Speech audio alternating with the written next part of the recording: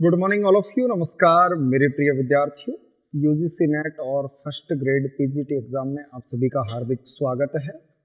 और जिसमें हम कल जो कॉन्सेप्ट आपके साथ डिस्कस कर रहे थे, आपके जियोमॉर्फोलॉजी भू आकृतिक विज्ञान की जो आपके यूनिट है उसका फर्स्ट टॉपिक है पृथ्वी की आंतरिक संरचना।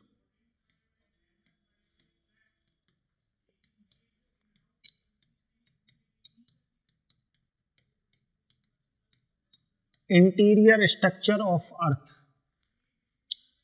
अब मैंने आपको बोला था कि इसके एविडेंस हमें, जो अर्थ का इंटीरियर स्ट्रक्चर है उसके एविडेंस हमें कहाँ से मिल रहे हैं, ऐसे कौन कौन से सोर्स हैं, तो उसके बारे में हम डिस्कस कर रहे थे कल की क्लास में। तो जिसमें से हमने नंबर 1 आपके जिन्हें बोलते हैं अप्राकृतिक स्रोत, आर्टिफिशियल सोर्स, ये कल की क्लास में कंप्लीट कर लिया था। और जिसमें 3 आपके आर्टिफिशियल सोर्स हैं, जिसमें नंबर 1 डेंसिटी घनत्व, दूसरा आपका प्रेशर और तीसरा आपका टेम्परेचर। ये हमें अर्थ का जो इंटीरियर स्ट्रक्चर है, आंतरिक जो संरचना है, उस संरचना के बारे में जानकारी देते हैं। ठीक है, कि किस तरीके से अर्थ के आंतरिक भाग में, जब हम पृथ्वी के आंतरिक भाग में चलते हैं तो किस तरीके से उसका जो डेंसिटी होता है, किस तरीके से उसका टेम्परेचर है, प्रेशर है, वो इंक्रीज होता है। ये कल हमने क्लास में बात कर ली थी। उसके बाद सेकंड जो आज हम पढ़ने वाले हैं वो आपके हैं प्राकृतिक स्रोत, जिन्हें नेचुरल सोर्स कहते हैं। क्या कहते हैं? Natural source. अब मुझे आप ये बताइएगा कि क्या आप डेंसिटी को देख सकते हो? नहीं देख सकते, ये आर्टिफिशियल है। लेकिन हम ऐसी चीजें जिनको हम प्रत्यक्ष रूप से देख रहे हैं, डायरेक्ट, इन्हें डायरेक्ट सोर्स भी कहते हैं। बताओ, फर्स्ट मैंने कहा कि वोल्केनिक इवेंट्स, ज्वालामुखी घटनाएं। तो यहां पर नंबर 1 वो है आपका ज्वालामुखी घटनाएं, और दूसरा मुझे आप बताइएगा भूकंप।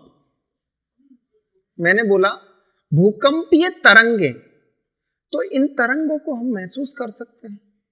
भूकंपीय तरंगे जैसे अर्थ के इंटीरियर पार्ट में जब ये जनरेट होती हैं फोकस से, जो मूल स्थान होता है जहां से सिस्मिक वेव्स ओरिजिन होता है, मतलब उत्पत्ति होती है, तो वो क्या होता है? फोकस होता है।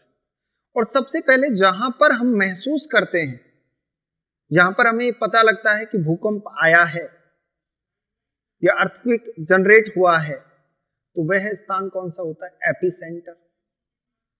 इतना मैंने आपको बताया है पहले। तो यहां पर दूसरा जो है वो आपके भूकंपीय तरंगे। अब इन दोनों के बारे में मैं आपको कॉन्सेप्ट से समझाने वाला हूं।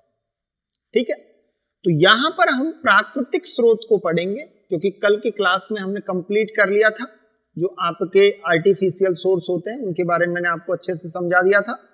अब जो मेन आपका कॉन्सेप्ट है वो है आपका नंबर 2 प्राकृतिक स्रोत। ठीक है, जिन्हें नेचुरल सोर्स कहते हैं। क्या कहते हैं? नेचुरल सोर्स कहते हैं। ठीक है, इसमें नंबर 1 आपका ज्वालामुखी घटना।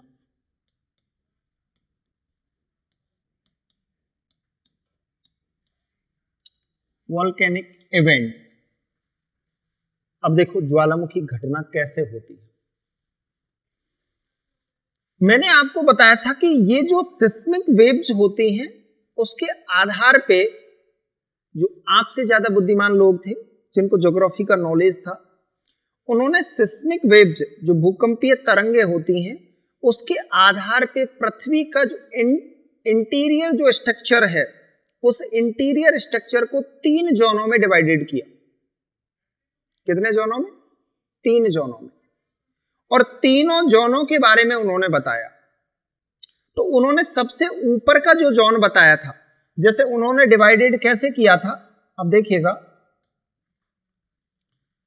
यहां पर इन्होंने जो जोन बताए वो कुछ इस तरीके से बताया कि ये आपकी पृथ्वी है, ठीक। इस पृथ्वी के अंदर आपका एक जोन हो गया, ठीक है। इसी पृथ्वी के अंदर ये आपका दूसरा जोन हो गया, मतलब 3 जोन हो गए, 3 लेयर हो गई। अब यहां पर ये क्या कहते हैं,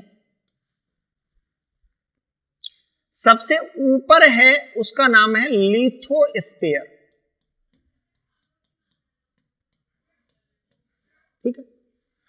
इसके जस्ट नीचे जो इन्होंने बताया वो बताया पाइरोस्फीयर, और जो आंतरिक भाग, जो सेंटर का जो आपका जोन बताया वो बताया बेरिस्फीयर। अब सबसे बड़ी समस्या जो एक स्टूडेंट के सामने जो होती है कि सर ये काफी बार हमारे दिमाग में से स्किप हो जाते हैं। जैसे आपसे कोई ऐसी कांच की वस्तु या कोई ऐसी प्लास्टिक की वस्तु आपसे टूट गई, टूटने के बाद आप यदि उसको और कुछ समय के लिए चलाना चाहते हो तो आप क्या करोगे उस स्थिति में? चिपकाओगे। किससे चिपकाओगे? फेविक्विक से। उसको शॉर्ट में क्या कहते हैं? एलपी। एलपी भी उसका नाम है ना, तो एलपी भी, तो एल पी और भी, तो देखो एल से बन गया लिथोस्फीयर, पी से बन गया पाइरोस्फीयर और बी से बन गया बेरिस्फीयर। क्लियर हो गया? तो सिस्मिक वेव्स के अनुसार इन्होंने लिथोस्फीयर की ज्योग्राफर्स ने मोटाई बताई 100 किलोमीटर। तो इसी 100 किलोमीटर के आधार पे हम इस मोटाई का निर्धारण करते हैं। अब जब आप समझते हो ना कॉन्सेप्ट को, तो काफी बार जैसे आपको एक साथ बता दिया पूरी चीजें कि इसमें डिसकंटिन्यूटी कितनी है, किस तरीके से आपका प्रेशर टेम्परेचर इंक्रीज होता है। अब एक साथ जब आप समझ रहे हो तो आप कंफ्यूज होते हो जब अलग से कॉन्सेप्ट समझते हो। तो इसका आपको पता लगा कि सर लिथोस्फीयर 100 किलोमीटर तक होता है, ठीक है। इसमें ही आपका क्रस्ट होता है लिथोस्फीयर, ठीक है। तो सबसे पहले समझना कि जो वोल्केनो इरप्शन होता है वो कैसे होता है कि सबसे ऊपर जो पृथ्वी की लेयर है उस लेयर का नाम है लिथोस्फीयर। क्या नाम है? लिथोस्फीयर। क्लियर? इस लिथोस्फीयर के जस्ट नीचे, क्योंकि ये 0 किलोमीटर से लेकर और 100 किलोमीटर तक है, जैसे ही डेप्थ में जाओगे तो इसकी जो थिकनेस मिलेगी वो 100 किलोमीटर तक मिलेगी और इसे लिथोस्फीयर कहते हैं। लिथोस्फीयर के जस्ट नीचे 200 किलोमीटर, मतलब 100 किलोमीटर से लेकर 200 किलोमीटर मोटाई में जो आपका मिलेगा वो मिलेगा एस्थेनोस्फीयर। कौन सा मिलेगा? एस्थेनोस्फीयर। इस एस्थेनोस्फीयर को दुर्बल मंडल कहते हैं। क्या कहते हैं? दुर्बल मंडल। ये मैंने आपको बताया था, क्या कहते हैं? दुर्बल मंडल। अब ये ऊपर वाला जो लिथोस्फीयर होता है इसमें ज्यादातर जो भाग होता है वो क्रस्ट का होता है, और क्रस्ट हमेशा सॉलिड फॉर्म में है, ठोस है। क्लियरली? क्रस्ट सॉलिड फॉर्म में है। एस्थेनोस्फीयर अर्ध तरल अवस्था में होता है, सेमी लिक्विड होता है, तो ये अर्ध तरल अवस्था में होता है। अब मैंने आपको कल समझाया था, बहुत ही प्यारा कॉन्सेप्ट, आपको याद है? जैसे जैसे अर्थ के इंटीरियर पार्ट की ओर चलते जाओगे वैसे वैसे मैंने बोला टेम्परेचर इंक्रीज होता जाएगा, बढ़ता जाएगा। अब टेम्परेचर बढ़ेगा। अब मान लो लिथोस्फीयर जिन एलिमेंट से मिलके बना है, जिन तत्वों से मिलके बना है, उनका मेल्टिंग पॉइंट तापमान से कम है, तभी तो मेल्ट होगा ना। अगर मेल्टिंग पॉइंट तापमान से ज्यादा होगा तो मेल्ट होगा ही नहीं। मैंने कहा कि जितने तापमान में आपने पानी को बॉईल किया उतने तापमान में आप लोहे को बॉईल करके बताओ। बोले सर पगला गए क्या आप? होगा ही नहीं, ये सच है। तो ये जो आपका एस्थेनोस्फीयर होता है 200 किलोमीटर तक का, ये जो लेयर होता है इस लेयर में ये लेयर जिन एलिमेंट से बनी है उन एलिमेंट्स का मेल्टिंग पॉइंट कम होता है और टेम्परेचर बढ़ जाता है। मैंने कल ही आपको बताया था कि जैसे ही आप अर्थ के जब डेप्थ में जाओगे, जो आपकी अर्थ है, इस अर्थ के जैसे ही आप डेप्थ में जाओगे तो डेप्थ में जाने पर आप सभी को पता है कि जैसे ही सर हम इस अर्थ की डेप्थ में जाते हैं वैसे वैसे ही टेम्परेचर इंक्रीज होता जाता है, टेम्परेचर बढ़ता जाता है। एक रेशो बताया था 32 मीटर पर कितना सेल्सियस तापमान बढ़ता है, इंक्रीज होता है 1 सेल्सियस 32 मीटर पर। तो जैसे ही आप नीचे गए तो एस्थेनोस्फीयर दुर्बल मंडल, जिसे अर्थ तरल कहते हैं, ये अर्थ तरल है, ठीक है। लेकिन बेसिकली ये है किसका भाग? मेंटल का भाग है, क्योंकि क्रस्ट तो मात्र कितने किलोमीटर तक है? 33 किलोमीटर तक। कितने किलोमीटर तक है? 33 किलोमीटर तक ही है क्रस्ट, ठीक है। उसके बाद तो पूरा क्या है? मेंटल है। तो इस लिथोस्फीयर का क्रस्ट भी है और मेंटल भी है लिथोस्फीयर में, और उसके बाद एस्थेनोस्फीयर अर्ध तरल अवस्था में है। तो ये सेमी लिक्विड है। तो ये सेमी लिक्विड ऐसा होगा, कैसा होगा? ऐसा होगा, ठीक है। अब सुनना बात को ध्यान से, ये पूरी चीजें आपकी क्लियर हो जाएंगी। अब क्या होता है कि आपको पता है कि सर जब प्लेटें टकराती हैं, जब प्लेटें टकराती हैं मतलब कन्वर्जेंट होती हैं, और जब प्लेटें अलग होती हैं मतलब डाइवर्जेंट होती हैं, तो ज्यादातर जितने भी आपके वोल्केनो इरप्शन होते हैं, जितने भी ज्वालामुखी उद्गार होते हैं, वो आपके जहां पर स्थल और समुद्री प्लेट का या तो मिलन हो रहा है या अलग हो रही है, वहां पर सबसे ज्यादा है।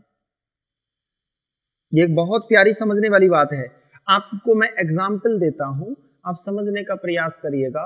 प्रशांत महासागर को रिंग फायर कहते हैं, सबसे ज्यादा वोल्केनो इरप्शन है, और उसके पूरे रिंग मतलब जहां पर आपके कॉन्टिनेंटल प्लेट एंड आपके ओशियनिक प्लेट जहां पर या तो मिल रही हैं और या अलग हो रही हैं, ठीक है। अब जहां पर आपको पता है कि सर अलग हो रही है, वहां पर वोल्केनो इरप्शन हो रहा है। क्यों हो रहा है? क्योंकि उसके साथ जैसे ही प्लेटें अलग होती हैं या टकराती हैं, तो जो वाटर होता है वो वाटर नीचे चला जाता है, और नीचे जाने पर आपको पता है कि सर टेम्परेचर इंक्रीज हो रहा है। तो टेम्परेचर इंक्रीज होने के कारण जो वाटर है वो वाटर किस में बदल जाएगा? जल वाष्प में बदल जाएगा, जिसे वाटर वेपर्स कहते हैं। अब वाटर वेपर्स मान लो यहां तक पहुंच गया तो क्या करेगा? यहां पर टेम्परेचर हाई है, ये सेमी लिक्विड है, तो यहां पर हीट जनरेट करेगा। अब जहां से आपको रास्ता मिलेगा उस रास्ते से, ये जैसे प्रेशर कुकर में क्या होता है, पूरा लॉक होता है और ऊपर विसल होती है, तो जैसे ही उसको रास्ता मिलता है विसल को एकदम ऊपर कर देता है, पूरी जितनी भी हीट जनरेट हुई है वो हीट पूरी निकल जाती है। तो उसी प्रकार से जहां इसको रास्ता मिलेगा उस रास्ते से ये हीट जितनी जनरेट हुई है ये ऊपर की तरफ निकलने के लिए प्रयास करेगी। तो इस रास्ते के सहारे ये ऊपर निकलती है, और ऊपर निकलते हुए ये इसको तोड़ देती है। तो वोल्केनो इरप्शन ऐसे ही होता है।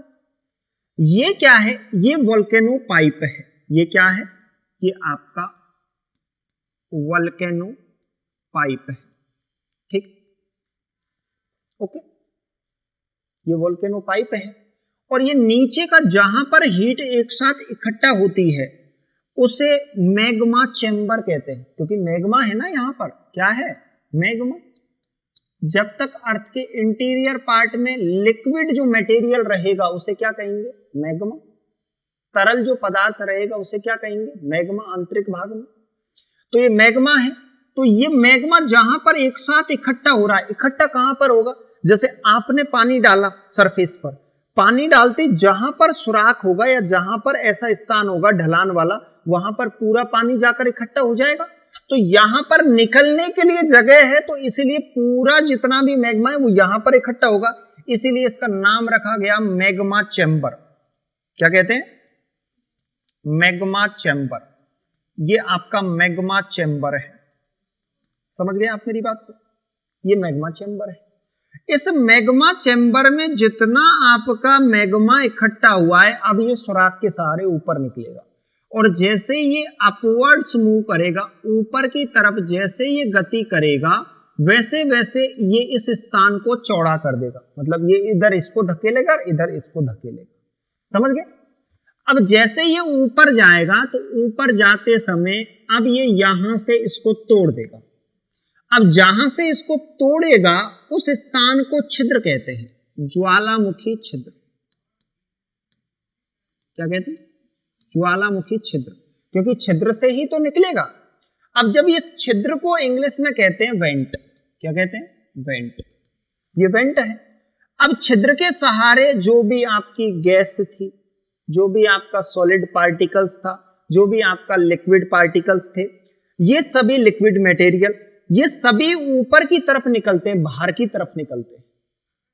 अब जैसे ये निकलेंगे इस वेंट से तो इस वेंट को बड़ा कर देंगे, छिद्र को। छिद्र तो बड़ा होगा, बड़ा होगा तो बड़े छिद्र को कहते हैं क्रेटर। क्या कहते हैं? क्रेटर। और जब क्रेटर और ज्यादा बड़ा हो जाता है, मतलब जब क्रेटर का इरोजन होता है, अपर्दन होता है, तो उससे क्या बनता है? कालेडेरा। क्या कहते हैं उसे? कालेडेरा। तो क्रेटर का जो बड़ा पार्ट होता है, बिग पार्ट, उसे कालेडेरा कहते हैं। ठीक है। अब जैसे ये ऊपर आया तो अब यहां से वोल्केनो इरिप्शन हो रहा है। वोल्केनो इरिप्शन हुआ तो इस तरीके से आपके ये जो मैग्मा था आंतरिक, जो इंटरनल पार्ट में, ये सरफेस पर जाकर क्या बन गया? लावा। तो यहां पर सरफेस पर किसका इरिप्शन होता है, किसका उद्गार होता है? लावे का। अब मुझे बताओ कि ये आंतरिक भाग से जब निकल रहा है तो बताओ इंटरनल पार्ट की जानकारी देगा या नहीं देगा? फर्स्ट बात मैंने आपसे, देगा या नहीं देगा? और पहली बात कि पृथ्वी का जो इंटरनल पार्ट है वो लिक्विड फॉर्म में है, लेकिन ज्योग्राफर्स क्या कहते हैं कि चलो हम इस बात को मान रहे हैं ये लिक्विड फॉर्म में है, लेकिन जैसे जैसे आप अर्थ के इंटीरियर पार्ट की ओर चलते जाओगे वैसे वैसे उसका टेम्परेचर और प्रेशर इंक्रीज होगा। टेम्परेचर और प्रेशर इंक्रीज होगा, इंक्रीज होगा तो इंक्रीज के साथ, प्रेशर के साथ तो वो सॉलिड फॉर्म में होना चाहिए था, फिर ये लिक्विड फॉर्म में क्यों है? तो कुछ जानकारियां हमें इस वोल्केनो इरिप्शन से मिलती हैं, कुछ जानकारियां पूर्ण रूप से हमें नहीं मिलती। बाकी इसके बारे में जो हम पूर्ण रूप से एक्सप्लेन करेंगे वो आपके वोल्केनो इरिप्शन जो टॉपिक रहेगा उसमें आपके साथ डिस्कस करेंगे। तो हमें इंटरनल पार्ट की जानकारी देते हैं। ठीक है, समझ गए? पूरे डाउट क्लियर हो गए? क्रस्ट कितने किलोमीटर तक रहता है? 33। लिथोस्फीयर क्यों कहा? मैंने आपको बताया कि सिस्मिक वेव्स के आधार पे पृथ्वी को कितने जोनों में बांटा? इंटरनल पार्ट को 3 जोन में, जिसमें लिथोस्फीयर, पायरोस्फीयर, बेरिस्फीयर। बेरिस्फीयर सेंटर में, लिथोस्फीयर मिडिल में है और वो पायरोस्फीयर मिडिल में है, और अपर में क्या है? लिथोस्फीयर है। ये क्लियर हो गया? LPV इससे याद रख लेना। अब इसके बाद आपको पता लगा सर जैसे ही हम नीचे की तरफ चलते हैं तो 100 किलोमीटर से 200 किलोमीटर ये है मेंटल का भाग, इसमें एस्थेनोस्फीयर मिलता है। बहुत बार ये क्वेश्चन पूछा है। ये किस फॉर्म में होता है? ये सेमी लिक्विड होता है, अर्ध तरल अवस्था में होता है, और यहां पर आपके मैग्मा चेंबर होता है जिससे मैग्मा अपवर्ड्स मूव करता है, इस तरीके से इसको तोड़ देता है। ठीक है, लिख लो।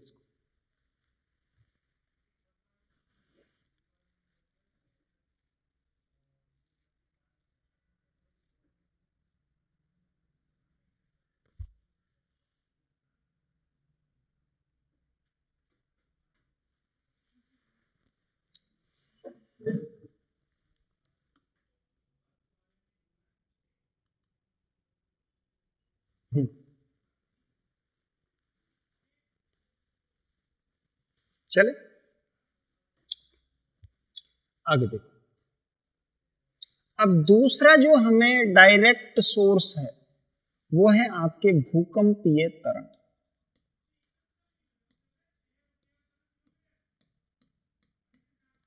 जिन्हें हम सिस्मिक वेव्स कहते हैं। अब सबसे पहले कि सर जो सिस्मिक वेव्स होती हैं, सिस्मिक वेव्स, ये सिस्मिक वेव्स कितने प्रकार की होती हैं? तो इसका टाइप कितना है? तो ये 3 टाइप होती है। एक होती है आपकी P वेव्स वेव, एक होती है आपकी S वेव, और एक होती है आपकी एल वेव। एल वेव क्यों कहते हैं इन्हें? ये सरफेस वेव होती हैं। इन्हें एल वेव कहने का एक रीजन है कि इनकी खोज एचडी लव ने की थी, सरफेस जो वेव होती है, तो उसी के कारण इनका नाम क्या रखा गया? L wave. ठीक है, तो आपकी जो सिस्मिक वेव्स होती हैं वो 3 प्रकार की होती हैं। ये जो तरंगे होती हैं ये हमें जानकारी देती हैं पृथ्वी के आंतरिक भाग की, इंटरनल जो पार्ट है उसकी हमें इंफॉर्मेशन देती है, क्योंकि इनकी जो स्पीड होती है उस गति से हम ये पता लगा सकते हैं। ठीक है, अब देखना कि जैसे ये वेव्स कैसे जनरेट होती हैं। जब आपका अर्थक्वेक आता है तो अर्थक्वेक जब भी आपके कभी भी पृथ्वी पर जब अर्थक्वेक आता है यानी भूकंप जब आता है तो इस भूकंप का जहां पर ओरिजिन होता है उस ओरिजिन केंद्र को, उस स्थान को फोकस कहते हैं। क्या कहते हैं? फोकस कहते हैं। इसे फोकस कह सकते हो या इसे उद्गम केंद्र कह सकते हो। ये वेव्स यहां से जनरेट होती हैं,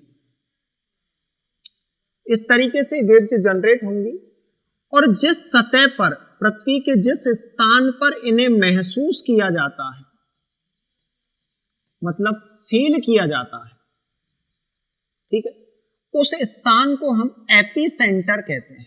क्या कहते हैं? एपीसेंटर कहते हैं। बहुत बार यह क्वेश्चन पूछा गया है। ठीक है, एपीसेंटर कहते हैं।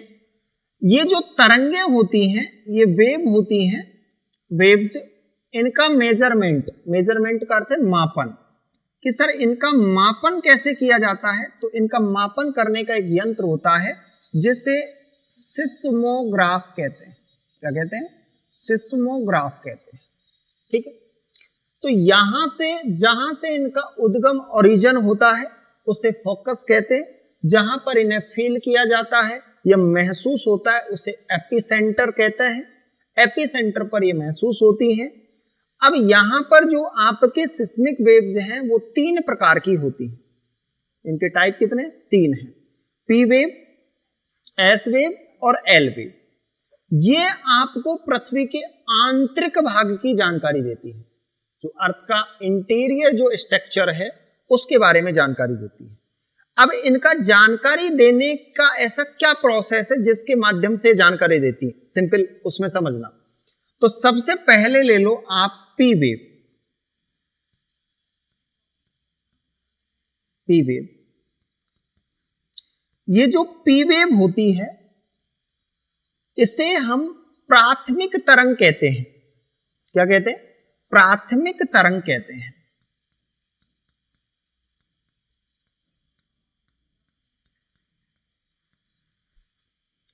और जब भी आपके अर्थक्वेक आता है, भूकंप आता है, तो सबसे पहले आपके पी वेव जो तरंग है वही तरंग से कंपन महसूस होता है, वाइब्रेशन, क्योंकि ये सबसे पहले आपके सरफेस पर महसूस होती है, फील किया जाता है सबसे पहले।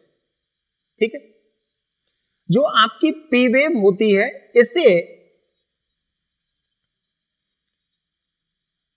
इसे अनुदैर्घ्य तरंग भी कहते हैं।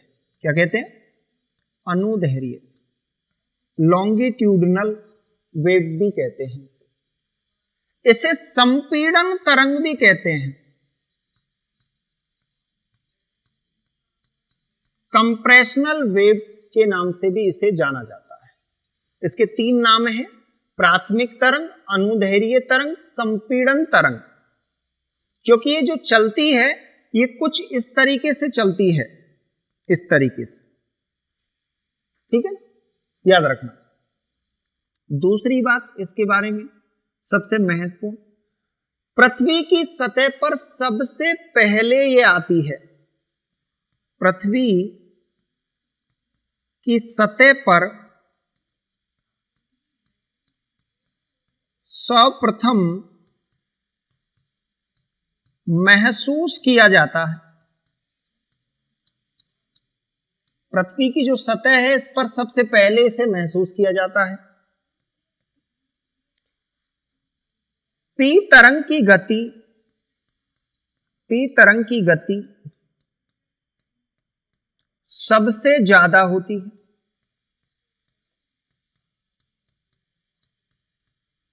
क्या होती है?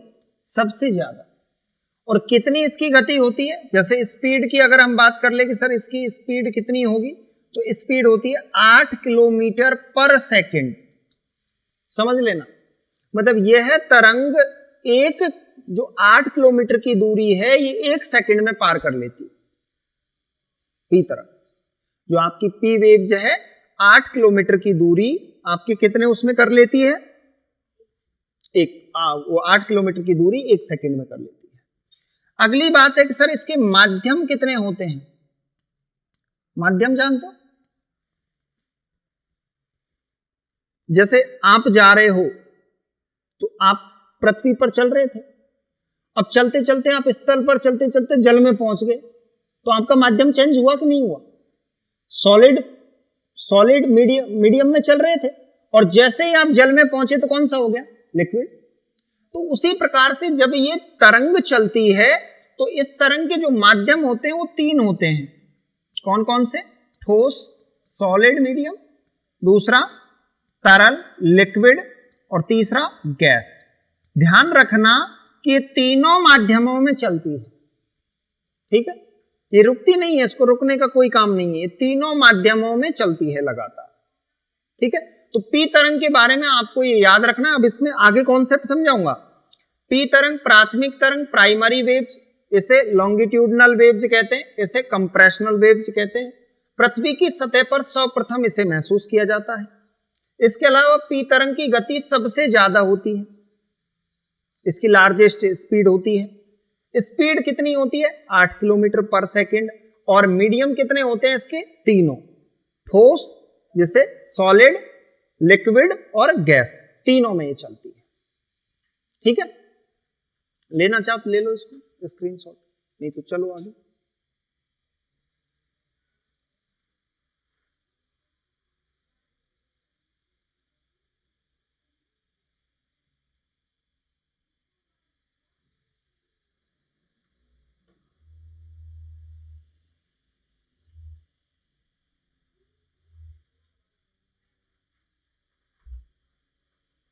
लिख लिया? अब आगे चलो। दूसरी है आपकी एस वेव, जिसे एस तरंग कहते हैं। अब सुन, जो एस तरंग होती है इसे सेकेंडरी वेव कहा जाता है, द्वितीयक तरंग कहते हैं।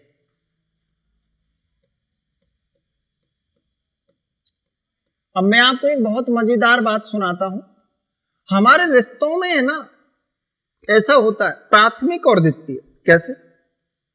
रिश्तों में एक रिश्ता बहुत प्यारा है, सास और बहू का। याद रखना, सास और बहू का रिश्ता कैसे प्यारा है कि जब जहां किसी स्थान पर सास पहुंच जाती है तो वहां बहू नहीं मिलेगी, दोनों एक साथ नहीं मिल सकती। और जहां पर बहू होगी वहां सास नहीं होगी। तो मतलब यह है कि अगर उस स्थान पर पहले सास अपने मित्रों से मिल ली तो उसके बाद बहू आएगी मिलने के लिए, कभी एक साथ नहीं होता।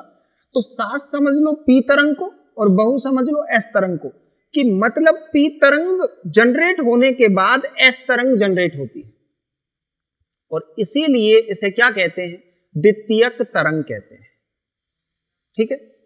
इसके अन्य नाम क्या है? सेकेंडरी वेव कहते हैं इसे। इसके अलावा इसे कहते हैं वाटर वेव। एक मिनट रुकिएगा, इसे जल तरंग क्या कहते हैं? जल तरंग के नाम से इसे जाना जाता है, ठीक है? इसके अलावा प्रकाश तरंग भी इसे कहते हैं, लाइट वेव। जैसे आपकी जल तरंगें चलती है ना, वाटर वेव जो चलती है, वैसे ये जनरेट होती है। जैसे आपकी प्रकाश की जो तरंगें चलती है ना, उस तरीके से ये चलती है, इसलिए इसका नाम रखा गया water wave and light wave. अब याद रखना, जो मैंने आपको प्राइमरी जो प्राथमिक पी वेव बताई थी, ये याद रखना, इसे और भी इसका एक नाम रखा गया है, इसे कहते हैं साउंड वेव, ध्वनि तरंग। क्या कहते हैं? ध्वनि तरंग, साउंड वेव। याद रखना, जैसे आपका साउंड वेव होता है ना, साउंड में जैसे ही आपका साउंड, जैसे ही आपने बजाया तो साउंड में कंपन कैसे होता है, ऊपर नीचे ऊपर नीचे, जो पार्टिकल्स होते हैं ऊपर जाते फिर नीचे आ जाते फिर ऊपर जाते हैं। तो उस तरीके से साउंड वेव, जैसे साउंड वेव जो होती है उसी तरीके से आपकी पी वेव होती है प्राइमरी। अब दूसरी बात कि यहां पर जो आपकी सेकेंडरी वेव होती है, द्वितीयक जो तरंग होती है, ये आपके जल यानी वाटर वेव की तरह चलती है, या फिर कैसे चलेगी, प्रकाश यानी लाइट वेव की तरह ये चलेगी। ओके, अब सुनिएगा, जो आपके इसमें जो पार्टिकल्स होते हैं यानी जो कण होते हैं, वो पार्टिकल्स आपके समकोण रहेंगे। कैसे रहेंगे, समकोण, राइट एंगल में रहेंगे। इस तरीके से ये समकोण राइट एंगल में आपके तत्व, जो आपके पार्टिकल्स होते हैं, कण, तत्व नहीं लिख के कण लिखिएगा, कणों की दिशा होती है। जब ये वेव जनरेट होती है तो इसमें जो आपके पार्टिकल होते हैं, जो कण होते हैं, उनका जो डायरेक्शन होता है वो राइट एंगल होता है। इस तरीके से होता है, ठीक है। इसके अलावा ये आपके पी वेव जनरेट होने के बाद एस वेव जनरेट होती है। तो पी तरंग उत्पन्न होने के बाद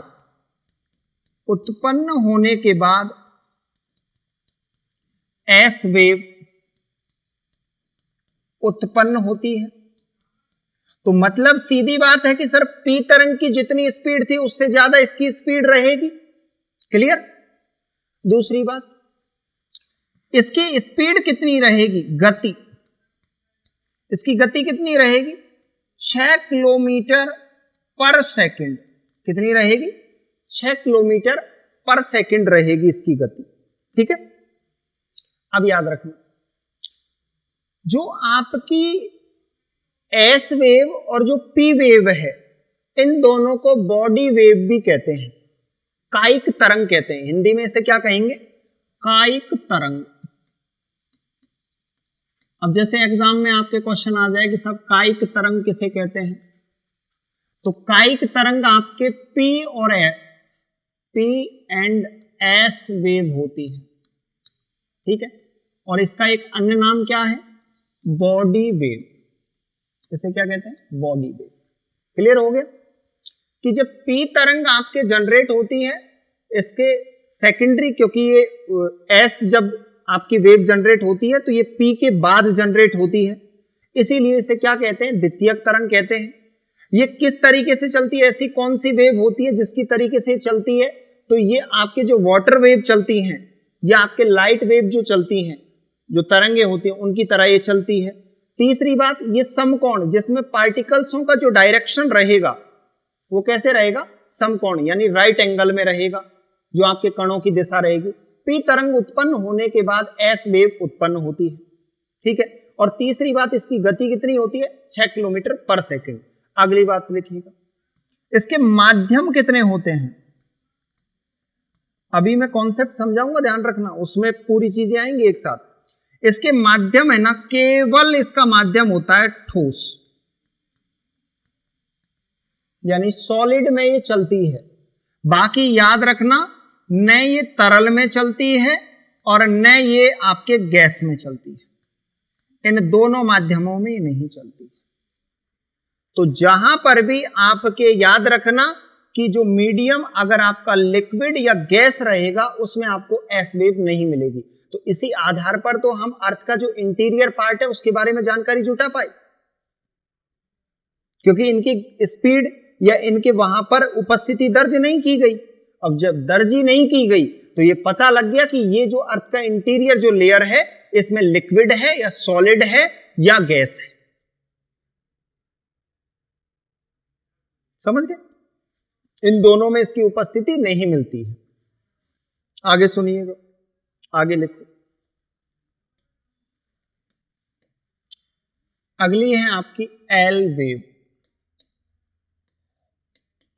ये आपकी तीसरी तरंग है, सबसे महत्वपूर्ण तरंग है, ठीक है। अब इसमें लिखना, इसकी खोज किसने की थी? डिस्कवरी HD लव ने। किसने की थी? HD लव ने। ठीक है। इसके अन्य नाम, अदर नेम क्या है? अन्य नाम, तो इसके अदर जो नाम है इसे लव तरंग भी कहते हैं या रेले तरंग भी कहते हैं। ठीक है। इसकी स्पीड कितनी होती है सर? स्पीड कितनी होगी? इसकी स्पीड होती है 3 किलोमीटर पर सेकंड की, मतलब इसकी जो गति होती है, ये गति जितनी भी मैंने आपको 3 तरंगे बताई हैं, P wave, S wave, L wave, उन सभी में सबसे कम गति इसकी होती है। ठीक है। तो तीसरी बात इसकी याद रखना, सबसे कम गति वाली तरंग।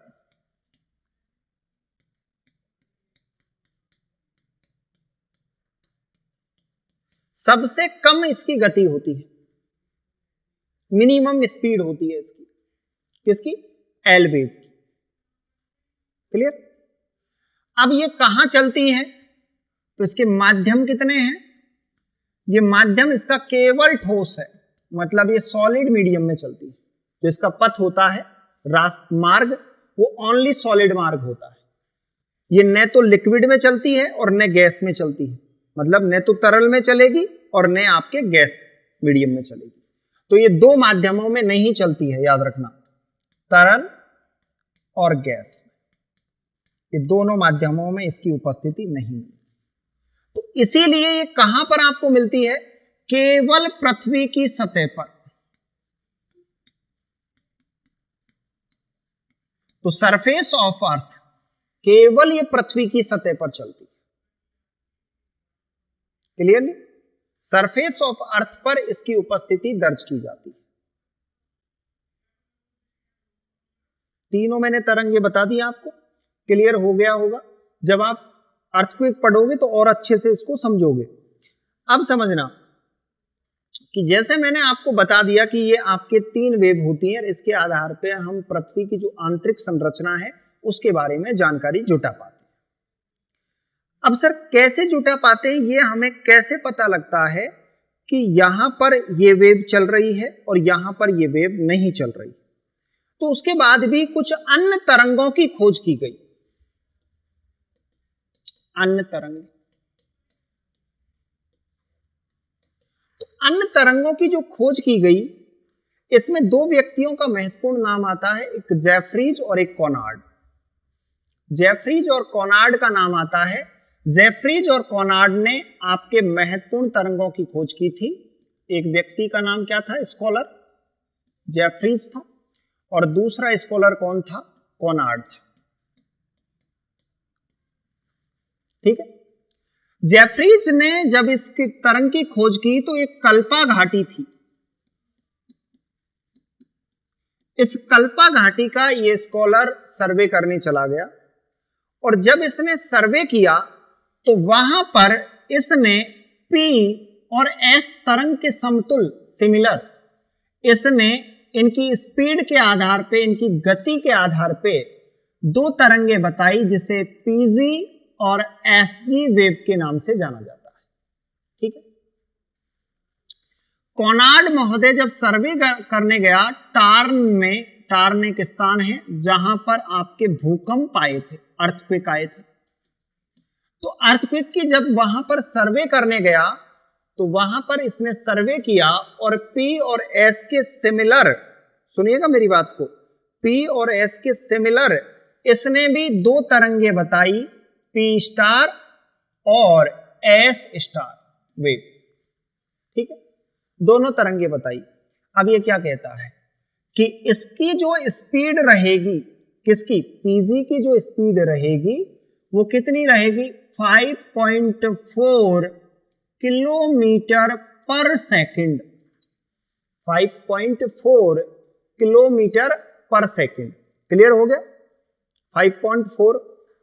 इसके बाद ये बताता है कि SG की जो स्पीड रहेगी वो 3.3 किलोमीटर पर सेकंड। अब सुनिए, 3.3 किलोमीटर पर सेकंड। आगे देखो, कोनार्ड महोदय ने बताया कि जो आपके ये जो वेव है कौन सी, पी स्टार, इसमें मिस्टेक है नोट्सों में, इसको ठीक कर लेना। इसकी स्पीड रहेगी 6 किलोमीटर टू 7 किलोमीटर पर सेकंड, मतलब 6 से लेकर 7 किलोमीटर पर सेकंड इसकी स्पीड रहेगी। और एस स्टार की जो स्पीड रहेगी वो 3 किलोमीटर टू 4 किलोमीटर पर सेकंड। मतलब ये है कि पीजी की जो स्पीड है वो 1 सेकंड में 5 किलोमीटर की दूरी पार कर लेती है, और एसजी की जो स्पीड है वो 3.5 किलोमीटर की लगभग दूरी पार कर लेती है, ठीक है, 1 सेकंड में।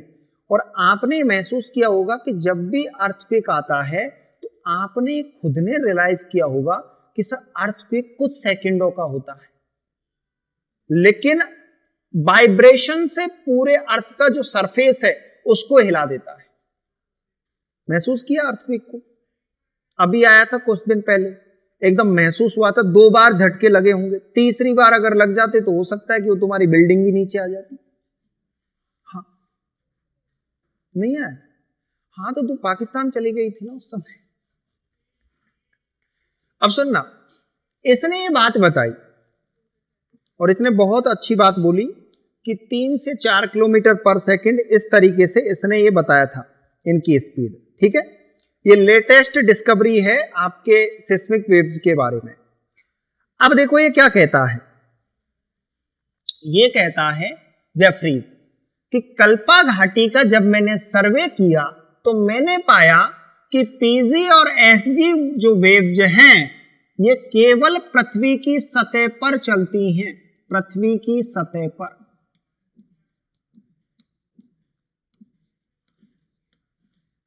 मतलब ये है, इसने बताया कि जो सरफेस ऑफ अर्थ है उस पर ही ये जनरेट होती है, ठीक है। अब ये क्या बोल रहा है कोनार्ड ये कह रहा है कि जब मैंने ये सर्वे किया तो इन तरंगों को जब मैंने महसूस किया तो ये पृथ्वी की जो मिडिल लेयर है, मध्यम जो परत है, उसमें इन तरंगों को मैंने पाया। तो यहां पर यह बताया गया कि पृथ्वी की मध्यम परत में उत्पन्न होती है। तो इंटरमीडिएट लेयर में ये आपको दिखेंगी और जो आपके सरफेस वाली जो लेयर रहेगी उसमें ये तरंगें आपको मिलेंगी, ठीक है। अब इन्हीं तरंगों के आधार पे इसने बताया, जो आपके एग्जाम में क्वेश्चन आया हुआ है, 3 बार आ चुका है ये क्वेश्चन, क्या कि गति के आधार पे जो तरंगों का क्रम है वो किस तरीके से है। जैसे यहां पर मैंने आपके लिख दी तरंग, ठीक, और यहां पर इनकी लिख दी है गति। बताओ, अब जैसे तरंग में मैंने फर्स्ट जो आपका स्लॉट लिया वो लिया P और S वेव, ठीक है। सेकंड स्लॉट में मैंने लिया आपके P स्टार और S स्टार, और थर्ड स्लॉट में मैंने लिया PG और SC, ठीक है। अब देखना, P की स्पीड मैंने कितनी बताई, 8 किलोमीटर पर सेकंड, और S की कितनी बताई, 6 किलोमीटर पर सेकंड। तो इतना आपको पता लगा कि सर ये जब तरंगे चलती हैं तो सबसे ज्यादा जो गति होती है वो P और S की होती है। अगर तीनों तरंगों की हम तुलना करके देखेंगे तो किसकी होती है, P और S की होती है। उसके बाद देखिएगा P स्टार और S स्टार, तो P स्टार की गति कितनी बताई मैंने आपको, 6 से 7 किलोमीटर पर सेकंड, ठीक है। और उसके बाद S स्टार की कितनी बताई, 3 से 4 किलोमीटर पर सेकंड। तो मतलब ये है कि इनकी जो स्पीड होती है वो मीडियम स्पीड होती है, P स्टार और S स्टार की। अब आगे सुनिएगा, PG और SG, अब इनकी जो स्पीड होती है वो कितनी होती है, देखो PG और SG, तो देखो 5.4 किलोमीटर पर सेकंड बटे 3.3 किलोमीटर पर सेकंड। तो बताओ मिनिमम स्पीड किसकी रही? मिनिमम सभी आपके जितने भी कंपैरिजन करके देखोगे मिनिमम स्पीड पीजी और एसजी की रही। और इन तरंगों की डिस्कवरी किसने की थी? जेफ्रीज ने। उसके बाद कॉनार्ड महोदय ने जो मीडियम जो स्पीड वाली जो आपकी वेव हैं, इनका नाम कॉनार्ड महोदय ने इसकी डिस्कवरी की और नाम क्या रखा? पी स्टार और एस स्टार। और उसके बाद जो सामान्य आपके जनरल जो डिस्कवरी है, इस जनरल डिस्कवरी में पी और एस वेव हैं। इन दोनों की स्पीड 8 किलोमीटर और एक की 6 किलोमीटर। लेकिन सबसे ज्यादा स्पीड किसकी है? पी की। किसकी है? पी की। ठीक है, अब देखो जब सिस्मिक वेव चलती हैं और हमने तीनों मीडियम देखे, लिक्विड भी देखा, सॉलिड भी मैंने बात की और गैस के बारे में भी बात की, तीनों मीडियम जब ये जिस पथ पर चलती हैं तो ऐसा एक एरिया आता होगा जहां पर आपके शैडो जोन बनता होगा, छाया क्षेत्र, जहां पर वो तरंगे नहीं पहुंच पा रही होंगी। ऐसा भी तो क्षेत्र बनता होगा ना पृथ्वी के आंतरिक भाग में। तो लिखिएगा सिस्मिक शैडो जोन,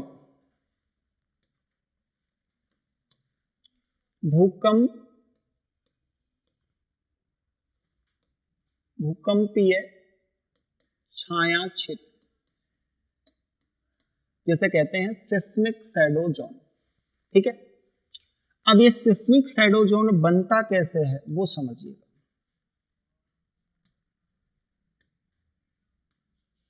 देखो ये आपकी पृथ्वी है, ठीक, पृथ्वी की फर्स्ट लेयर अब ये रही, फर्स्ट लेयर आपको दिख गई।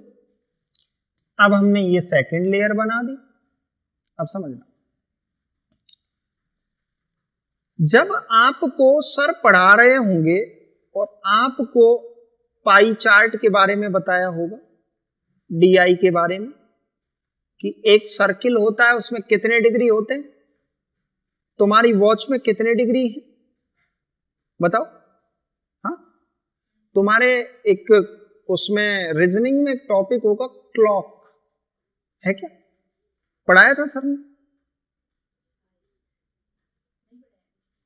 अच्छा, क्लॉक टॉपिक में बताते हैं कि एक वॉच में कितने डिग्री होते हैं, मतलब इस वॉच को मान सकते हो या सर्किल मान सकते हो। जो गोला है उसमें कितने डिग्री है टोटल? 360। अरे भाई मैंने पृथ्वी का बताया था ना देशांतर, कितने डिग्री देशांतरों में पूरी पृथ्वी है? 360। हाँ, अब समझ आएगा ना तुम्हें। मान लो कि यहां पर आपका फोकस है, क्या है? फोकस, फोकस रख के समझो, ये फोकस, ठीक, ये मूल केंद्र है जहां से अर्थक्वेक जनरेट हो रहा है। इसके ऊपर आपका एपिसेंटर है,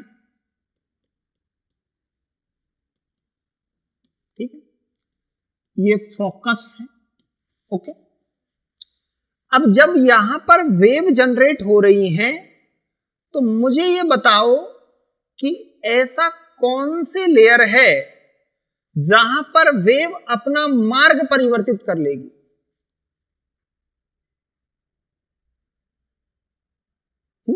बताओ।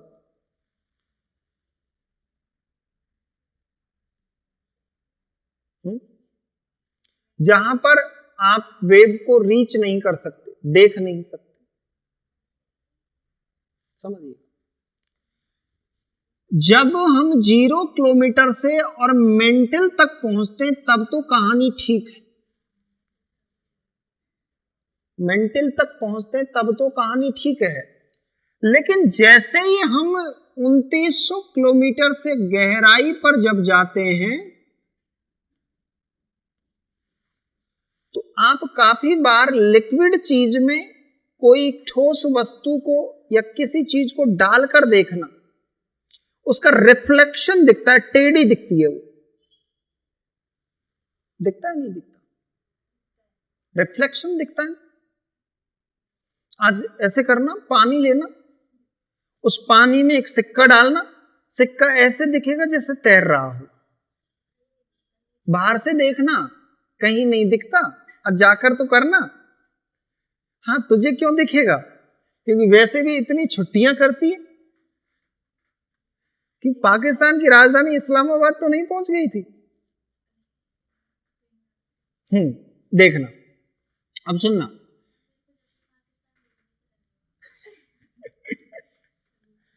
अब सुनना मेरी बात को, नहीं भेजेंगे तुझे। अब यहां पर मैंने आपको बताया कि एक वेव होती है जिसका नाम पी वेव है, दूसरी वेव एस वेव है। तो पी और एस के बारे में ही हम ज्यादा समझने वाले हैं, क्योंकि एल वेव तो ओनली सरफेस पर चल रही है, सतह पर, सरफेस ऑफ अर्थ मतलब पृथ्वी की जो सतह है उस पर ही चल रही है। और सबसे खतरनाक घातक जो तरंग है वो कौन सी है, एल वेव, याद रखना, जो एकदम विध्वंस करती है ना, वो एल वेव है। अब यहां जो फोकस है, इस फोकस से जब आपकी वेव जनरेट हुई तो यहां पर 2900 किलोमीटर की गहराई के बाद रिफ्लेक्शन होता है। क्या होता है, रिफ्लेक्शन होता है। और ये रिफ्लेक्शन इतना होता है, समझिएगा, 103 डिग्री से लेकर 143 डिग्री तक इसका रिफ्लेक्शन होता है। मतलब ये इतना जो क्षेत्र है, इस क्षेत्र में आपको पी वेव नहीं मिलेगी। ये इसका क्या है, ये इसका शैडो जोन है। क्या है, ये इसका शैडो जोन है। अब ये कम से कम नहीं तो 3 बार ये क्वेश्चन आ चुका है, समझ कि पी वेव का कितने डिग्री क्षेत्र रिफ्लेक्शन मतलब परावर्तन केंद्र मतलब परावर्तित वो छाया क्षेत्र है, शैडो जोन है। तो 103 डिग्री से लेकर 143 143, ठीक है, ये इसका रिफ्लेक्शन क्षेत्र है। मतलब इस क्षेत्र में ये तरंग आपको नहीं मिलेगी पी वेव। बाकी पी वेव के बारे में हमने देखा कि इसके मीडियम तीनों हैं, ये लिक्विड में भी चलती है, सॉलिड में भी चलती है और गैस में भी, तीनों मीडियम में चलती है। तो सर फिर ये क्षेत्र शैडो जोन क्यों है, क्योंकि इसका रिफ्लेक्शन होता है। जैसे ये कोर से टकराती है वैसे कोर से टकराने के साथ इसका रिफ्लेक्शन हो जाता है। अब इधर आपको पता है कि पूरी पृथ्वी पर सर इधर भी 180 इधर भी 180 है, तो जब इसका इधर 103 से 143 तक रिफ्लेक्शन हुआ तो बताओ इधर होगा या नहीं होगा, मैंने आपसे पूछा, बताओ मुझे। यस होगा, 103 डिग्री से लेकर और 143 तक इसका रिफ्लेक्शन, मतलब ये इसका क्या है, शैडो जोन है, जिसको क्या कहेंगे, छाया क्षेत्र है। अभी मैं क्या पढ़ा रहा हूं, समझ गए। तो मतलब पी वेव यहां पर नहीं मिलेगी।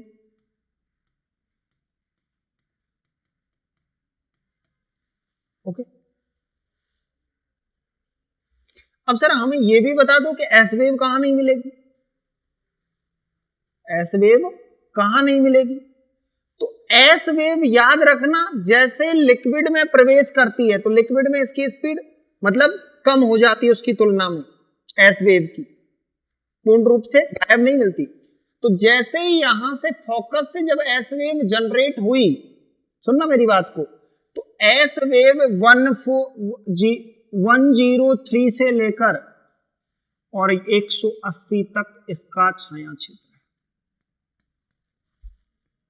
कितना, क्योंकि यहां से लेकर और यहां तक इसका शैडो जोन है, किसका, एस वेव का। तो यहां पर लिख लेना पी वेव का शैडो जोन कौन सा है,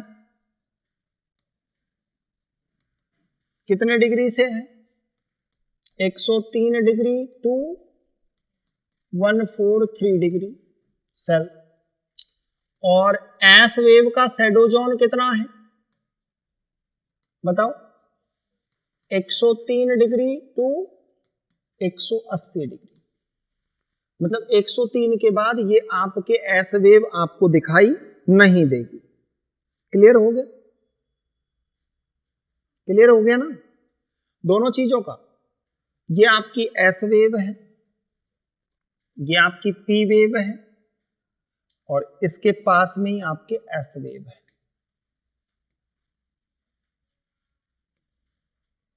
ये आपकी एस वेव है। अब ये क्वेश्चन आए हुए हैं एग्जाम में, याद रखना। लेकिन सबसे बड़ी बात है ना, एक महत्वपूर्ण भूगोलवेता थे जिन्होंने ये बात बोली थी कि जो 120 डिग्री है वो 120 डिग्री आपके एस वेव का शैडो जोन है। ठीक है, तो 120 डिग्री भी अगर एग्जाम में आ जाए कि 120 डिग्री के बाद एस वेव आपको नहीं मिलेगी, तो 120 डिग्री भी आपको मान लेना है। ठीक है, याद रखना उसके बारे में, 120 डिग्री, ठीक है, कि वह उसका शैडो जोन है, वहां पर आपके एस वेव आपको मिलेगी नहीं, क्योंकि ये जैसे ही आपके कोर है तो कोर का जो ऊपरी भाग है वो कैसा है, एकदम लिक्विड है। क्या है, लिक्विड है, तो वहां पर वो आपको नहीं मिलेगी। ठीक है, क्लियर हो गया। अब देखो, मैंने आपसे बोला, अब तीन चीजें समझना। मैंने आपको स्पीड के आधार, जो आपकी स्पीड है उसके आधार पे अगर मैं बात करूं कि जैसे upper layer, middle, intermediate layer और आपके इनर लेयर, आंतरिक परत, इन तीनों परतों में कौन कौन सी तरंगे चलती है, अभी मैंने आपको पूरा एनालिसिस करके बताया। उस आधार पे मुझे बताइएगा कि जैसे मैंने यहां पर आपके लिए लिख दिया है फर्स्ट। ठीक है, अब इसमें मुझे बताओ, जैसे ये आपकी ऊपरी परत है, ठीक है, ये आपकी मध्यवर्ती परत है और ये आपकी निचली परत है। अब समझना, ये आपका क्रस्ट है, कौन सा है, क्रस्ट है, ये आपका मेंटल है और ये आपका कोर है, कोर के आसपास का क्षेत्र है। ठीक है ना। अब मैंने आपसे पूछा कि मुझे बताओ आपकी इस भाग में कौन कौन सी, जो ऊपर वाला भाग है इसमें कौन सी वेव चलेगी। अभी हमने पढ़ा था कि जेफ्रीज ने बोला, जेफ्रीज ने हमें बताया कि जो ऊपर जो अपर लेयर होती है उसमें जो नई तरंगे, जो आपके अकॉर्डिंग जो न्यू आपके डिस्कवरी है, उस न्यू डिस्कवरी में दो प्रकार की तरंगे खोजी गई है, एक तो जेफ्रीज ने, एक कॉनार्ड ने। जेफ्रीज ने बोला कि अपर लेयर में जो तरंगे हमें देखने को मिलती हैं वो कौन सी तरंगे होती हैं, पीजी और एसजी। तो बताओ यहां पर जो वेव चलेंगी वो कौन कौन सी रहेंगी, पीजी और एसजी। क्लियर हो गया, पीजी और एसजी, क्लियर। अब देखो, पी की स्पीड कितनी बताई, पीजी की स्पीड मैंने आपको बताई थी कि 5.4 किलोमीटर पर सेकंड।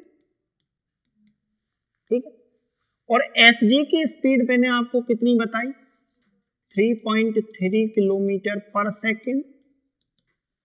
ठीक है, तो मतलब ऊपरी भाग में जो पीजी और एसजी जो वेव चलती हैं उनका स्पीड कम होता है। ठीक, जो मिडिल इंटरमीडिएट जो आपका पार्ट है अर्थ के इंटीरियर का, उसमें कौन सी वेव चलती हैं,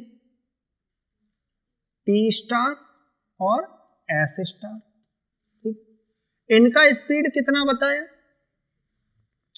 6 से 7 किलोमीटर पर सेकंड, और यहां पर कितना बताया, 3 से 4 किलोमीटर पर सेकंड, ये इनका स्पीड होता है। ओके, उसके बाद देखिएगा निचली परत के आसपास जो वेव जनरेट होती हैं वो कौन सी होती हैं, पी और एस, क्योंकि शैडो जोन भी तो वहीं बन रहा है ना निचली परत के पास में। तो पी का स्पीड कितना बताया, 8 किलोमीटर पर सेकंड, और एस का स्पीड कितना बताया, 6 किलोमीटर पर सेकंड। अब सुनिएगा, अब यहां पर बात आती है कि सर ये बताओ हमें कि इसका डेंसिटी कितना होता है, इसका डेंसिटी कितना होता है, इसका डेंसिटी कितना होता है। क्योंकि जब हम पढ़ते पढ़ रहे हैं तो सर डेंसिटी का भी हमें पता होना चाहिए, और डेंसिटी के साथ हमें एलिमेंट का भी पता होना चाहिए, तत्वों का। ठीक है, तो डेंसिटी का अर्थ है घनत्व। क्या है? घनत्व। तो यहां पर मैंने लिख दिया डेंसिटी। तो बताओ ऊपरी भाग का डेंसिटी लगभग कितना होना चाहिए? क्या? लगभग 2.7 gram centimetre cube two 3 gram centimetre cube के बीच में इसका डेंसिटी होना चाहिए। बताया था कि नहीं बताया था कल मैंने आपको? इसके बाद इसका डेंसिटी कितना होना चाहिए मिडिल पार्ट का? 5.5 ग्राम सेंटीमीटर क्यूब के आसपास होना चाहिए। और इसका डेंसिटी कितना बताया था निचली परत कोर का मैंने? लगभग 8 से लेकर 8 से 11 मान सकते हो। तो 8 से लेकर 11 ग्राम सेंटीमीटर क्यूब के आसपास इसका डेंसिटी होता है। ठीक है, अब सुनिएगा, यहां पर बात होती है कि सर इसमें एलिमेंट कौन कौन से होते हैं। एलिमेंट का अर्थ है तत्व, कि सर जो ऊपरी परत होती है क्रस्ट, वो किन किन तत्वों से मिलकर बनती है, और सर जो निचली परत मिडिल जो परत होती है मेंटल, वो कौन कौन से एलिमेंट से मिलकर बनती है, और जो आपके कोर होती है वो कौन कौन से एलिमेंट से मिलकर बनती है। तो एलिमेंट का अर्थ है कि एडवर्ड स्वेस्क महोदय ने 3 परतें बताई थी पृथ्वी में, सियाल, सीमा और निफे। तो उनके आधार पे एलिमेंट को याद रख लो। यहां पर कौन कौन से आपको एलिमेंट देखने को मिलेंगे? सिलिका और एल्यूमिनियम,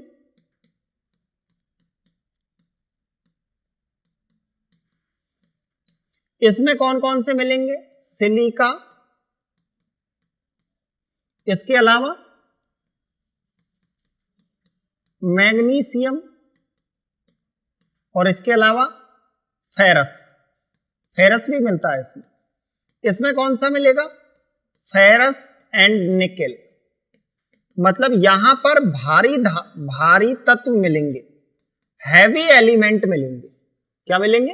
हैवी एलिमेंट। तो इससे आपको पूरी कहानी समझ आ गई कि इनकी स्पीड कौन सी लेयर में कौन सी आपके जो वेव चलती हैं वो आपको मिलती हैं। ठीक है ना? अब देखो यहां पर एक शब्द और लिखा हुआ है कि जैसे आपसे पूछ लिया जाए कौन कौन सी रॉक मिलती है, तो रॉक से आप अनुमान लगा सकते हो कि सर ऊपर ही ऊपर का जो पार्ट है वो सेडिमेंट्री रॉक से बना हुआ है, और सेडिमेंट्री रॉक के जस्ट नीचे जो रॉक मिलती है वो आपके ग्रेनाइट रॉक होती है। मिडिल आपके बेसाल्ट रॉक से बना हुआ है, और जो इनर है वो आगे आपको बताऊंगा ड्यूनाइट और पेरिडोटाइट से बना हुआ है। ठीक है, अब इनकी डेप्थ तो मैंने कल आपको समझाई दी थी कितनी डेप्थ है, और आगे जाके हम डिस्कस कर लेंगे। अब आगे आप लिखो,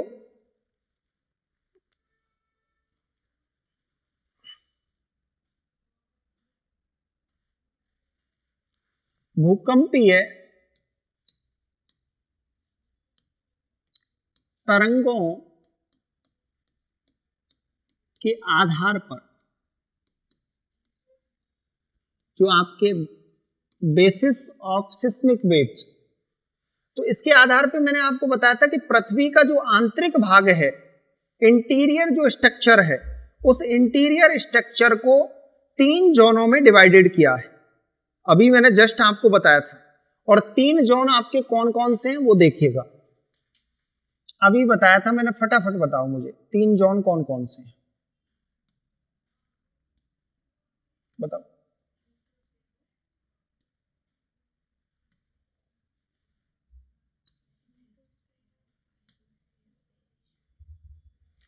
तीन जोन बताए थे मैंने आपको।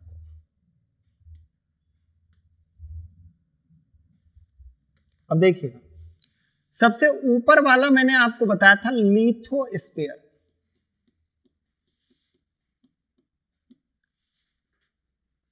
इसके आधार पे पृथ्वी का जो आंतरिक भाग है, आंतरिक संरचना,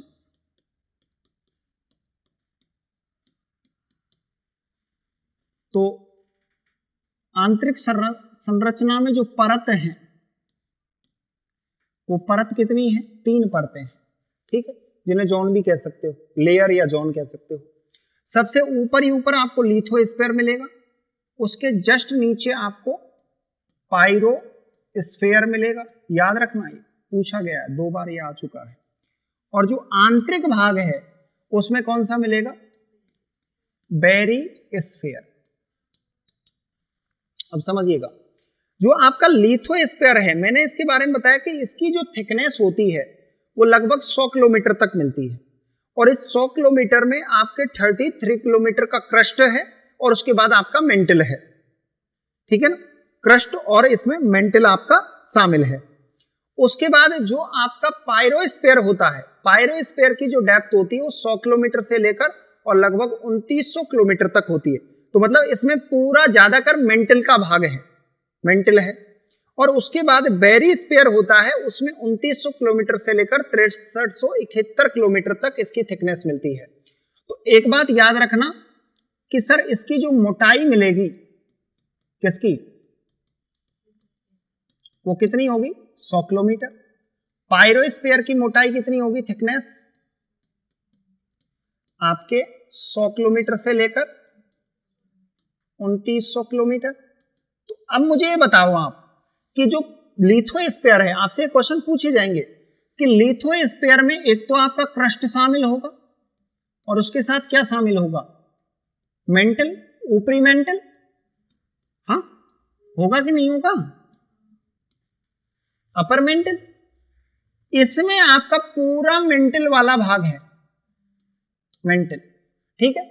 और अपर मेंटल को हम क्या कहते हैं? अपर मेंटल को हम कहते हैं एस्थेनोस्फीयर। क्या कहते हैं? एस्थेनोस्फीयर, क्योंकि अपर मेंटल का ही भाग कौन है? एस्थेनोस्फीयर है। समझ गए ना? एस्थेनोस्फीयर है।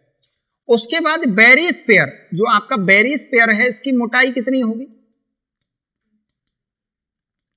2900 किलोमीटर से लेकर 6371 किलोमीटर, ठीक है, कितना है? 6371 किलोमीटर, ओके। अब देखो, दूसरी बात आती है कि सर ये बताओ इसमें तत्व कौन कौन से मिलते हैं? तत्व के अलावा जैसे हम चट्टान की बात कर लेते हैं कि सर चट्टाने, रॉक, तो लिथोस्फीयर में कौन कौन सी रॉक मिलेंगी? भाई अर्थ का जो सरफेस है वो किन रॉक से बना है? सेडिमेंट्री रॉक से, जिन्हें लेयर्ड रॉक कहते हैं। तो सबसे पहली बात कि अवसादी चट्टानों से, और अवसादी चट्टानों के जो सेडिमेंट्री रॉक है उनके जस्ट नीचे कौन सी रॉक मिलेंगी आपको? ग्रेनाइट चट्टान, आग्नेय चट्टान, ठीक है। इनके जस्ट नीचे अब हम बात करते हैं इसकी 100 किलोमीटर से लेकर 2900 किलोमीटर का जो मेंटल है, उसमें कौन सी चट्टानें मिलेंगी आपको देखने पर? तो सर यहां पर जो चट्टानें हैं वो बेसाल्ट है, और बेसाल्ट सेडिमेंट्री है, इग्नियस है, इग्नियस है, आग्नेय चट्टान है बेसाल्ट। और उसके बाद यहां पर जो बेरिस्फीयर है, इसमें जो चट्टानें मिलती हैं वो आपके भारी तत्व वाली चट्टानें होती हैं, मतलब हैवी एलिमेंट वाली रॉक होती है। और हैवी एलिमेंट कौन कौन से एलिमेंट से मिलकर बनेगा? निकेल और फेरस से मिलकर बनेगा, ठीक है। आगे सुनिएगा, आपसे पूछा जाएगा कि चलो बताओ इसमें तत्व कौन कौन से मिलेंगे, एलिमेंट लिथोस्फीयर में, बताओ। सिलिका और सिलिका एंड एल्यूमिनियम, मैंने बताया था, क्योंकि केमिकल कंपोजिशन के आधार पे अर्थ के इंटीरियर पार्ट को डिवाइडेड करने वाला कौन था? Edward Suez. एडवर्ड स्वेस ने इसको डिवाइडेड किया था। तो एडवर्ड स्वेस ये कहते हैं कि जो लिथोस्फीयर है, इस लिथोस्फीयर में सिलिका और एल्यूमिनियम मिलेगा, ठीक है, एलिमेंट मिलेंगे, तत्व। उसके बाद बताओ पायरोस्फीयर में कौन कौन से तत्व मिलेंगे? बताओ। सिलिका, मैग्नीशियम और फेरस, भी लोह भी तो मिलेगा ना। इसके बाद इसमें कौन कौन से तत्व मिलेंगे? निकिल और फेरस। और निकिल और फेरस को ये 3 बार आ चुका है कि हैवी एलिमेंट पृथ्वी की कौन सी परत में मिलते हैं? कोर में मिलते हैं सर। किस में मिलेंगे? कोर में। हैवी एलिमेंट कौन कौन से हैं? निकिल और फेरस। ये क्लियर हो गया होगा। इसके बाद बात करते हैं सर इसका डेंसिटी कितना होगा, घनत्व बताओ भाई फटाफट से।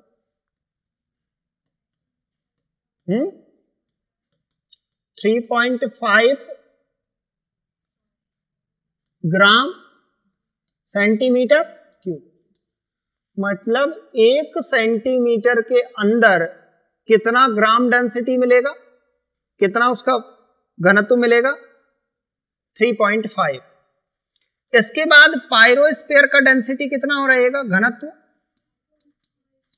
हाँ 5.6 ग्राम सेंटीमीटर क्यूब। और उसके बाद बेरिस्फीयर, मतलब बेरिस्फीयर को हम क्या कह सकते हैं शॉर्ट में? कोर। तो कोर का डेंसिटी कितना मिलेगा, घनत्व?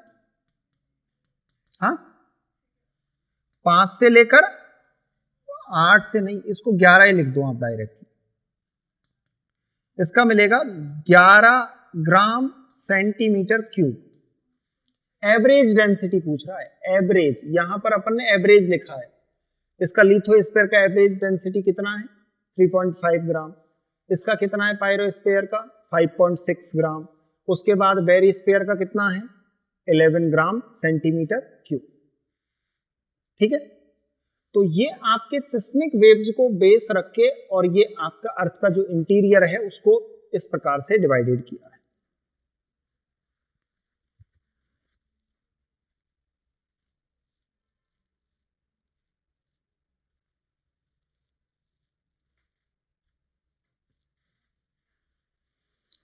अब एक चित्र बनाइए। अब जो आप पढ़ रहे थे ना निकिल, फेरस, इनको कैसे समझोगे?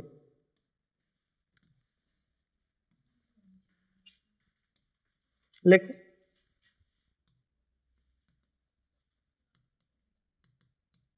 अर्थ का केमिकल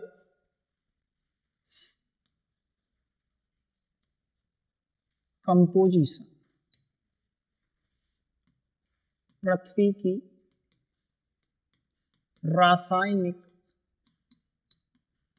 संरचना। ठीक है। अब इसमें केमिकल कंपोजिशन की कहानी क्या है? किस केमिकल कंपोजिशन में आपका 35% जो हिस्सा है वो लोहों से निर्मित है। लोह का अर्थ क्या है? आयरन। ठीक है।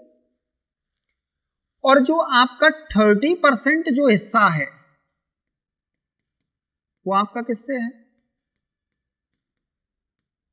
ऑक्सीजन से है। ठीक है।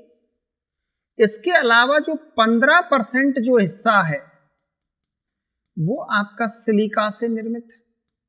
पूरी अर्थ की बात कर रहा हूं, किसकी? टोटल अर्थ की बात कर रहा हूं। और उसके बाद 13% हिस्सा मैग्नीशियम से, 2% आपका निकिल से और 2% सल्फर से। ठीक है। तो 13% जो हिस्सा है वो आपका मैग्नीशियम से,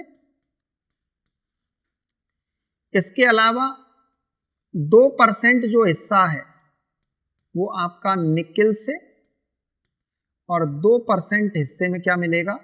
सल्फर। ठीक है। टोटल 100% हो गया। तो अर्थ का जो केमिकल कंपोजिशन है, ये क्वेश्चन पूछा गया है कि पृथ्वी की रासायनिक संरचना में सेकंड सर्वाधिक तत्व कौन सा है? सेकंड सर्वाधिक, द्वितीय सर्वाधिक तत्व कौन सा है? द्वितीय। ऑक्सीजन। कौन सा है? ऑक्सीजन।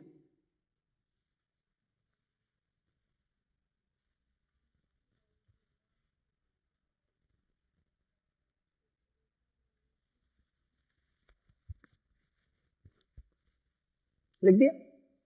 तो ये केमिकल कंपोजिशन है अर्थ का, कि कौन कौन से जो केमिकल एलिमेंट हैं, उन कौन कौन से केमिकल एलिमेंट से अर्थ मिलकर बनी है। तो केमिकल एलिमेंट कौन कौन से हैं? लोह आयरन 35% है, ऑक्सीजन 30% है, इसके अलावा सिलिका, हाँ, इसके अलावा मैग्नीशियम, और इसके अलावा सल्फर 2 और निकिल 2। ठीक है, अब अगला लिखिएगा, केमिकल कंपोजिशन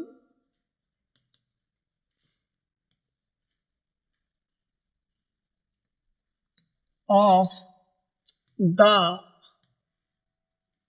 अर्थ क्रस्ट। ठीक है, chemical composition of the earth crust, इसका समझिएगा। ये पूछ रहा है कि रासायनिक संरचना है वो पृथ्वी का जो भूपर्पटी है उसकी कितनी है, मतलब उसमें कौन कौन से एलिमेंट हैं, कौन कौन से तत्व हैं। तो देखिएगा, यहां पर बताया जाता है कि लगभग 47% ऑक्सीजन है क्रस्ट पर। कितनी है? 47% ऑक्सीजन है। आगे बताया गया कि 28% सिलिका है, 28% आपके सिलिका है। इसके अलावा एल्यूमिनियम 8% है, आयरन 5% है। एल्यूमिनियम आपके 8% पर एल्यूमिनियम है, क्रस्ट की बात कर रहे हैं हम, है ना। इसके अलावा 5% पर आपका आयरन है, और 5% पर आपका कैल्शियम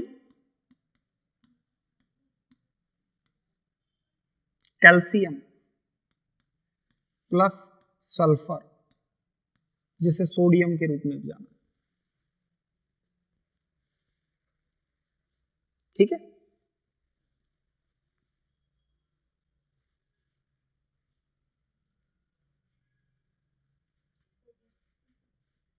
हो गया क्लियर। तो अर्थ का केमिकल कंपोजिशन कैसा है ये याद रखना है। ये 3 क्वेश्चन बन चुके हैं इसमें से। 35% पर आयरन है, सबसे ज्यादा आयरन है, तो ये दोनों को तो याद रखना ही है, याद रखना फर्स्ट और सेकंड को। तो फर्स्ट पर आयरन है और सेकंड पर कौन है? आपके ऑक्सीजन है। ठीक है, और उसके बाद थर्ड नंबर पे सिलिका है, फोर्थ नंबर पे मैग्नीशियम है, और उसके बाद सल्फर और निकिल है। ठीक है, सबसे कम सल्फर और निकिल ही मिलेगा अर्थ में। अगर केमिकल कंपोजिशन अर्थ के क्रस्ट का देखें, मतलब भूपर्पटी सबसे ऊपरी परत सतह का, तो सतह में आपके 47% ऑक्सीजन है, इसीलिए तो जीवन संभव है। अगर ऑक्सीजन ही नहीं होता तो फिर जीवन संभव कैसे होता। उसके बाद 28% पर सिलिका है। ठीक है, तो फर्स्ट पर ऑक्सीजन है और सेकंड पर क्या है? आपके सिलिका है। थर्ड नंबर पे क्या है? एल्यूमिनियम। उसके बाद आपके क्या है? आयरन और कैल्शियम और सल्फर। क्लियर हो गया। तो यहां तक हमने कंप्लीट किया। एक बार रिवाइज कर लो, फिर इस क्लास को खत्म कर। अप्राकृतिक स्रोत कल हमने डिस्कस कर लिए, जिसमें डेंसिटी, प्रेशर और टेम्परेचर के बारे में हमने देखा। आज हमने नेचुरल सोर्स के बारे में डिस्कस किया, जिसमें नेचुरल सोर्स में क्या क्या होते हैं? आपके वोल्केनिक इवेंट, जिसमें ज्वालामुखी घटनाएं, और ज्वालामुखी घटना वोल्केनो इरप्शन कैसे होता है ये मैंने आपको बता दिया। ठीक, उसके बाद सेकंड हमने भूकंपीय तरंगे, क्योंकि हमको सिस्मिक वेव्स के बारे में जानना था। और सिस्मिक वेव्स की याद रखना, जो स्पीड होती है, जैसे मीडियम चेंज होता है उसमें स्पीड कम होती है, याद रखना। क्योंकि सबसे ज्यादा जो स्पीड होती है वो सॉलिड मीडियम में होती है, ठोस माध्यम में होती है सिस्मिक वेव्स की। और उसके बाद जैसे ही मीडियम चेंज होगा तो उसमें स्पीड कम ज्यादा होगी। तो इसी आधार पे हम पृथ्वी के आंतरिक भाग की जानकारी जुटा पाते हैं। ठीक है, तो यहां पर मैंने बताया कि फोकस से आपके सिस्मिक वेव्स जनरेट होती है। इसका मापन सिस्मोग्राफ के द्वारा किया जाता है। जहां पर फील किया जाता है उसे क्या कहते हैं? एपिसेंटर कहते हैं। सबसे पहले यहीं पर विध्वंस होता है। सिस्मिक वेव्स की टाइप कितनी है? 3 है, पी, एस और एल। पी वेव्स को क्या कहते हैं? प्राथमिक अनुदैर्घ्य और संपीड़न, जैसे प्राइमरी, लॉन्गिट्यूडनल और कंप्रेशनल, पृथ्वी की सतह पर सर्वप्रथम महसूस किया जाता है। पी वेव्स की गति सबसे ज्यादा होती है। स्पीड कितनी होती है? 8 किलोमीटर पर सेकेंड। और इसका मीडियम कितना होता है? तीनों मीडियम में चलती है, ठोस, तरल और गैस। एस वेव्स ये द्वितीयक तरंग होती है, मतलब पहले सांस आ गई फिर बहू आएगी, तो ये बहू है। उसके बाद इसे वाटर वेव, उसे साउंड वेव कहते थे। क्या कहते थे? साउंड, लिखा है ध्वनि तरंग। ये वाटर वेव की भांति या लाइट वेव की भांति चलती है। और ये आपके राइट एंगल, मतलब इसमें पार्टिकल्स का जो डायरेक्शन होता है, कणों की दिशा होती है, वो राइट एंगल है, मतलब समकोण होती है। पी तरंग उत्पन्न होने के बाद एस तरंग उत्पन्न होती है। इसकी गति 6 किलोमीटर पर सेकंड होती है। माध्यम इसका सॉलिड, मतलब तरल और गैस में ज्यादा कर विलुप्ति की कगार पर पहुंच जाती है। ठीक है, इसे कायिक तरंग, बॉडी वेव किसे कहते हैं? पी और एस को बॉडी वेव या कायिक तरंग कहा जाता है। एल वेव, इसकी खोज डिस्कवरी किसने की थी? एच.डी. लव ने। अदर नेम क्या है इसके? लव तरंग या रेले तरंग कहते हैं। स्पीड कितनी है? 3 किलोमीटर पर सेकंड। सबसे कम गति वाली तरंग होती है ये, और सबसे ज्यादा विध्वंस होती है, विध्वंसकारी तरंग माना जाता है। माध्यम, ये ठोस में चलती है, केवल सतह पर, तरल और गैस में नहीं मिलती। ठीक है, आगे देखो। अन्य तरंगे, जेफरीज ने कल्पा घाटी का सर्वे किया, और कोनार्ड ने कहां का सर्वे किया? टॉर्न में जो अर्थक्वेक आए थे। इसने कल्पा घाटी का सर्वेक्षण करके 2 वेव की डिस्कवरी की, पीजी और एसजी की। और कोनार्ड ने 2 वेव की डिस्कवरी की, पी स्टार और एस स्टार। पीजी का स्पीड कितना बताया? 5.4 किलोमीटर। और एसजी का कितना बताया? 3.3 किलोमीटर। ठीक है, ये पृथ्वी की ऊपरी सतह पर ही चलती है। पी स्टार और एस स्टार की जो वेव स्पीड है वो कितनी है? 6 किलोमीटर पर सेकंड, 6 से 7 किलोमीटर, और इसकी 3 से 4। ये पृथ्वी के इंटरमीडिएट जो आपका लेयर होता है उसमें चलती है। इनके गति के आधार पे मैंने ग्राफ बता दिया आपको, तो इससे ये पता लग गया कि सबसे फास्ट पी और एस है और सबसे कम गति पीजी और एसजी की है। ये क्वेश्चन आए हुए, अब क्वेश्चन निकाल के देखना, एकदम मजा आएगा, पूरे क्वेश्चन को कर दोगे। भूकंपीय छाया क्षेत्र कौन सा होता है? यहाँ फोकस से जनरेट होती है। ये तरंगे इस प्रकार से चलती हैं। जब चलती हैं तो यहाँ पर जैसे ही ये 300 किलोमीटर से अधिक गहराई पर जाती हैं तो यहाँ पर पी तरंग का रिफ्लेक्शन होता है। पी तरंग का केवल रिफ्लेक्शन क्षेत्र कितना है? 103 डिग्री से लेकर 143 डिग्री। और एस का कितना है? 103 से लेकर 180। ये याद रखना। क्यों होता है मैंने आपको बता दिया, ये मैंने आपको लिखवा दिया है, इसको आप एक बार देख लेना। ये आपके seismic wave, basis of seismic waves के आधार पे जो अर्थ का इंटीरियर पार्ट है उसको 3 लेयर में डिवाइडेड किया, 3 जोन बनाए। अब 3 जोन कौन कौन से बनाए? लिथोस्फीयर, पायरोस्फीयर और बेरिस्फीयर। ठीक है, तो LPB, बस इतना सा याद रखना है। अब इसकी मोटाई कितनी है इसके बारे में मैंने आपको बता दिया, चट्टान कौन कौन सी है। और देखो लिथोस्फीयर में कौन कौन सा भाग शामिल है, इसके बाद पायरोस्फीयर में कौन है, और इसके बाद आपके बेरिस्फीयर में कौन है। ठीक है, ये हमने डिस्कस कर ही लिया आपके साथ। ये मैंने आपको केमिकल कंपोजिशन बता दिया, क्योंकि अर्थ का जो पार्ट है वो केमिकल कंपोजिशन से बना हुआ है। अब केमिकल कंपोजिशन मैंने आपको बता दिया, एलिमेंट की कितनी कितनी % मात्रा होती है, जिसमें अर्थ का भी बता दिया और अर्थ के क्रस्ट का भी बता दिया। ठीक है, तो कल ये टॉपिक